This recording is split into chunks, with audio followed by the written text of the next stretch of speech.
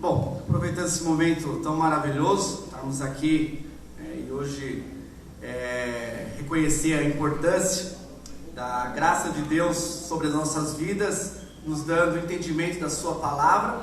Eu quero convidar cada um aqui para uma reflexão. Eu vou ser bem objetivo, bem direto aqui no texto, mas eu acho que é importante nós aproveitarmos esse tempo para refletirmos um pouco mais acerca das Sagradas Escrituras. Eu escolhi um texto aqui que se encontra em Mateus, capítulo 15, versículo 1 em diante. Eu vou estar fazendo a leitura, os irmãos fiquem atentos para depois a gente comentar algumas coisas referentes a esta passagem. Então vieram de Jerusalém a Jesus alguns fariseus e escribas e perguntaram: por que transgrides os teus discípulos a tradição dos anciãos, pois não lavam as mãos quando comem?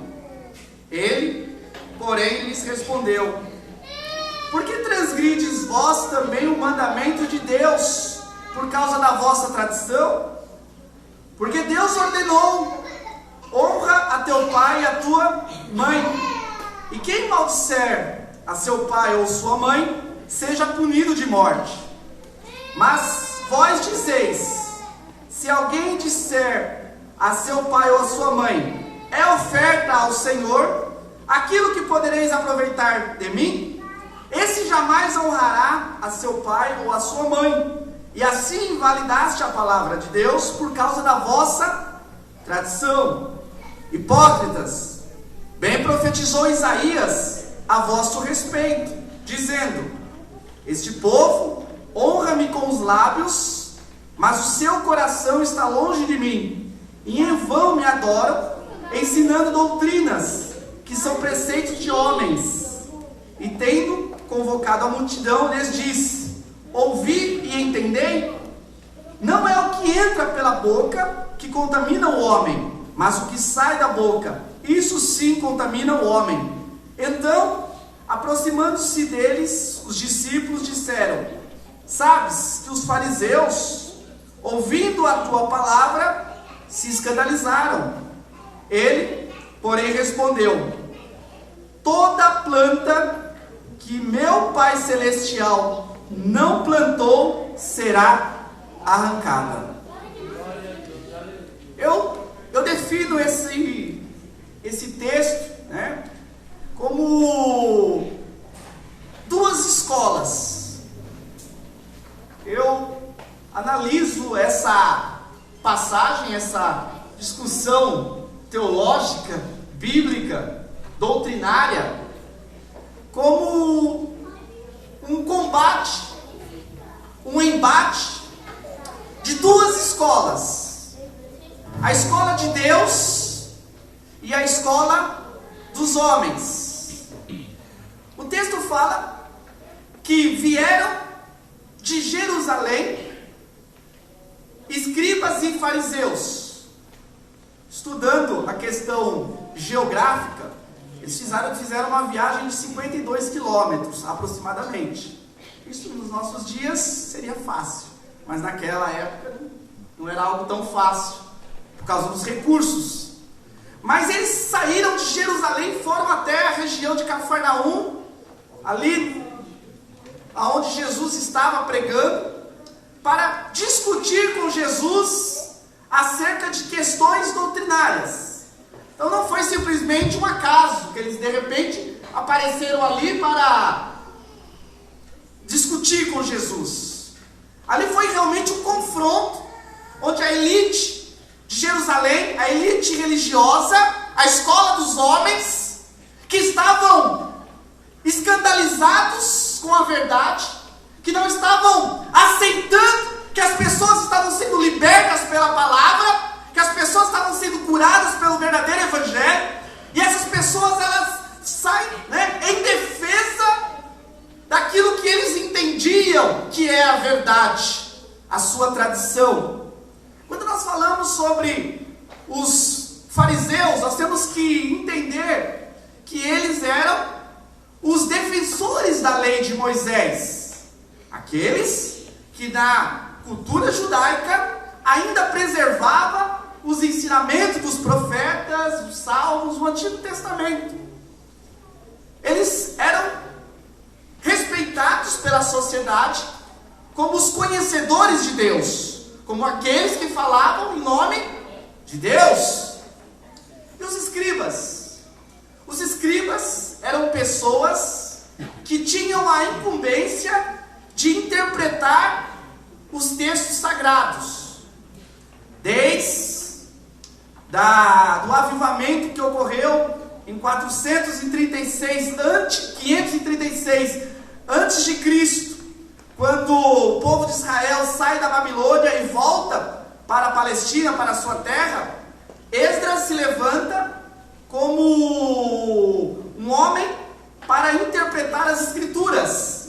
E a partir daquele movimento de Esdras, começa-se a buscar interpretar as Escrituras. E desse movimento sadio de Esdras, surgiu os escribas, que eram homens que interpretavam a Bíblia, interpretavam os textos do Antigo Testamento e ensinavam ao povo. Então eles eram autoridades, eles eram os responsáveis em dizer o que a Bíblia verdadeiramente ensinava e qual era realmente a lei de Deus. E ali eles vão confrontar com Jesus em prol daquilo que eles defendiam que era a verdade. Eles estavam em nome da escola dos homens. Mas é interessante que quando eles vão enfrentar Jesus, eles não sabem que Jesus é o Logos eterno, que Jesus é a palavra encarnada, que Ele é o verbo vivo, que Ele é a própria Escritura sagrada revelada aos corações das pessoas. Ali não estava simplesmente um homem qualquer, mas ali estava um mestre, aquele que conhecia profundamente a essência da palavra, aquele que não somente ensinava com excelência, mas aquele que vivia perfeitamente cada preceito da lei. E ali, naquele embate da escola dos homens com a escola de Deus, a gente percebe que cada um vai puxar, cada um vai buscar naquilo que é o seu fundamento. Na escola dos homens, nós vamos se limitar àquilo que é a nossa base, àquilo que é a nossa fundamentação. E aí você percebe no texto aqui, como os fariseus, eles se recorrem à tradição. Eles ficam ali preocupados, porque os discípulos estavam comendo sem lavar as mãos. Olha, são questões totalmente insignificantes diante daquilo que é a verdade de Deus. Mas para eles era tradição, porque o que eles conheciam não era a essência da palavra, mas sim a tradição. E Jesus, que representa a escola de Deus, ele vai se reportar para aquilo que é a palavra, e ele vai dizer que eles iam, por causa das tradições, contra a própria palavra de Deus. E aí Jesus vai citar a lei, onde diz que nós devemos honrar pai e mães. E eles criaram na sua tradição a oferta de Corban, que era uma oferta que você dava, e essa oferta invalidava a lei de Deus. Você dando essa oferta, você já não tinha mais responsabilidade com os seus pais. Então nós vamos ver esse confronto daquilo que é a palavra de Deus e daquilo que verdadeiramente é tradição humana. São fundamentos que servem para um determinado momento da história. São preceitos que nós criamos para termos alguma base. Mas eu quero te dizer que quando a verdade do Evangelho vem, quando a verdade das Escrituras é revelada ao coração, não tem fundamentação humana, não tem dogmas humanos, não tem preceitos humanos que pode permanecer diante da verdade de Deus. Quando no século XVI o romanismo estava prevalecendo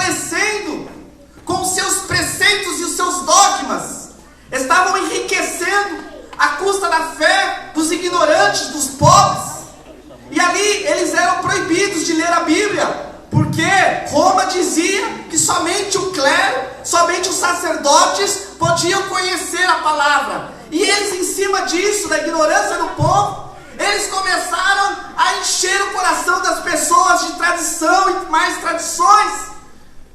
Mas um homem chamado Martim Lutero, ele recebe uma revelação dos céus, uma revelação das Escrituras, de Romanos 1,17, que fala que a justiça vem de Deus através da fé. Aquele homem é transformado pela verdadeira palavra de Deus. E ao conhecer verdadeiramente a palavra de Deus, esse homem traduz a Bíblia, que era do latim, ninguém entendia latim. E se eu e você morássemos naquela época, também não ia entender nada. E esse homem, ele interpreta a Bíblia, traduz a Bíblia para o alemão. E a palavra de Deus começa a ser propagado em todos os lugares. Glória a Deus, aleluia. Foram questionar Lutero: o que você fez, Lutero? Você está destruindo o Império Romano, você está acabando, né, com o domínio papal. Lutero responde assim: enquanto eu comia e bebia, a palavra de Deus era pregado, e foi a palavra de Deus que fez tudo. Foi a palavra de Deus que destruiu os dogmas humanos. Na escola de Deus, meus irmãos, sempre vai prevalecer. A escola de Deus sempre vai vencer, sempre vai triunfar contra a fragilidade humana. No final, depois de Jesus os destruir através do argumento, mostrando a contradição desses homens, a hipocrisia desses homens, eles vão até falar com Jesus. Jesus, os fariseus ficaram chateados. Essa palavra foi muito forte. Você tinha que ter ido mais devagar, Jesus. Eles não estavam preparados. Você precisava ter amor, Jesus, né? Então, já contextualizando, já tô indo um pouco mais além da palavra. Mas eles foram chamar a atenção de Jesus. Eles não gostaram. Jesus não se preocupou. Ele disse que se Deus não plantar a semente no nosso coração, essa palavra não vai ficar. E aqueles que não têm a semente da palavra de Deus, aqueles que não foram matriculados na escola de Deus, aqueles que não foram chamados para viver verdadeiramente a verdade de Deus, o próprio Deus os arrancará. Porque Deus estabeleceu que a sua palavra, ela vai ser revelada aos corações, e Ele é Senhor para revelar essa verdade. E eu agradeço a Deus, eu louvo a Deus, que nós temos acesso através das Escrituras Sagradas e através do Espírito Santo para conhecer verdadeiramente a palavra de Deus. Nós temos uma escola. Aqui existem pastores que representam igrejas. Aqui existem membros que representam a sua denominação. Mas o mais importante de tudo isso é fazermos parte da escola de Deus. É bebermos da fonte que jorra no nosso interior. A fonte de água viva. É comer no pão vivo que desceu do céu. Porque esse verdadeiramente alimenta a nossa alma e sacia a nossa sede. Amém?